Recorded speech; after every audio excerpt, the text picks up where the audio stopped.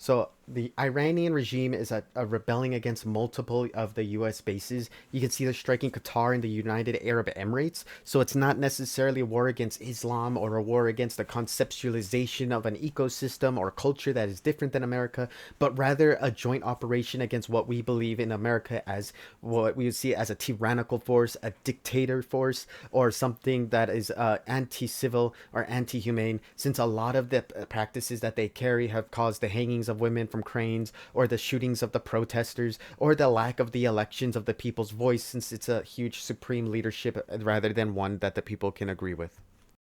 We want to go right back to NBC's chief international correspondent, Keir Simmons, joining us from Dubai. And here it does seem like this regional war that you spoke about a short time ago is beginning to take shape.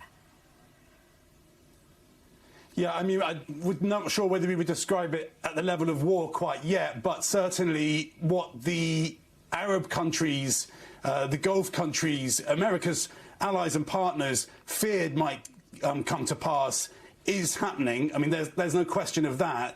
There are reports across this region in the Gulf of attacks on countries that, as I say, are allied to or partners of the United States. Just to give you a little bit of that reporting, I'm here in the UAE. I just spoke to an official about reports that there may have been some sort of explosion around Abu Dhabi, the governmental capital of the UAE.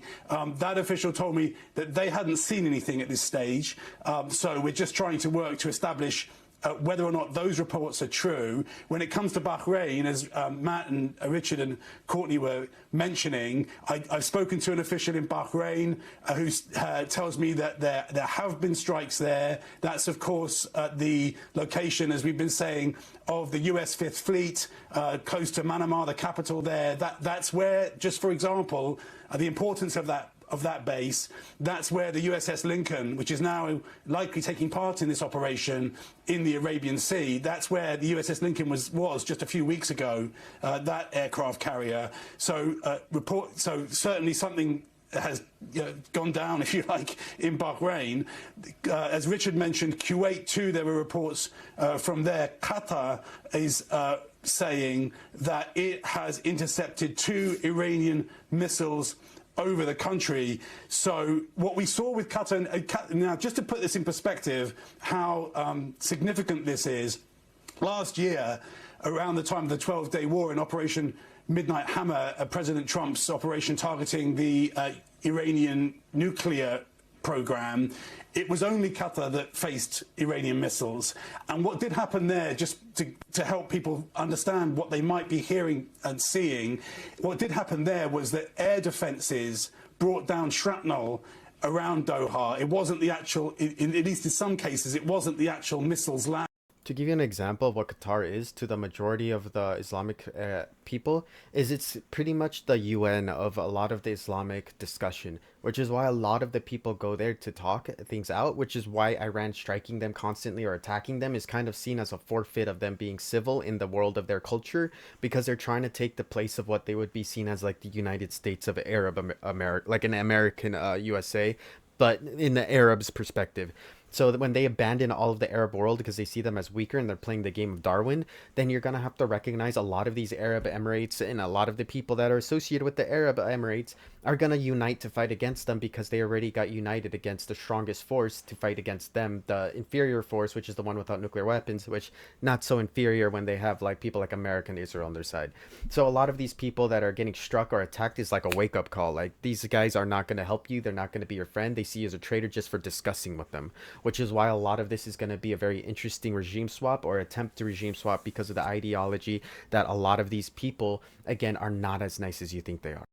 It was the defences working, if you like, and all of these places have US air defences, Patriot air defences, because there are US bases in every one of these places. Al Udeid in Qatar, for example, I've been there. It's a sprawling base with a large number of US servicemen and women. See, again, they're striking US bases, but again, when they strike the United States and they attack an allied territory, they're kind of being in a position where we as Americans have to be very careful we don't overstep our bounds and that we don't over attack them because they just simply attacked an ally or an American base, which is why a lot of this in the discussion is we understand why we're being attacked in return, but we have to also keep in line the concepts or the ideas that we're here to maintain civilization and we don't actually want to kill as much people as possible. We want to reduce the death that's already there. And since the genocide has surpassed that of even Palestine, then you have to understand that the perspective is more so they are trying to return the genocide rather than get justice. And that's revenge, not justice.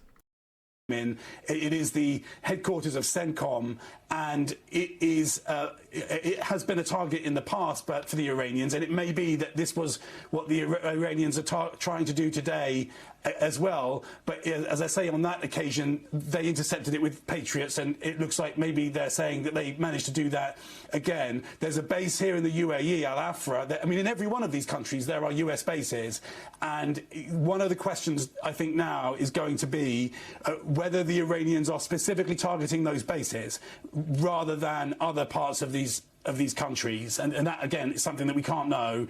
But every one of those bases are well defended. So as we hear about these explosions, and there is enormous tension here, I have to tell you. I mean, people are very worried as we hear about this. We're going to have to figure out whether it is the system working, if you like, or whether any Iranian munitions have got through.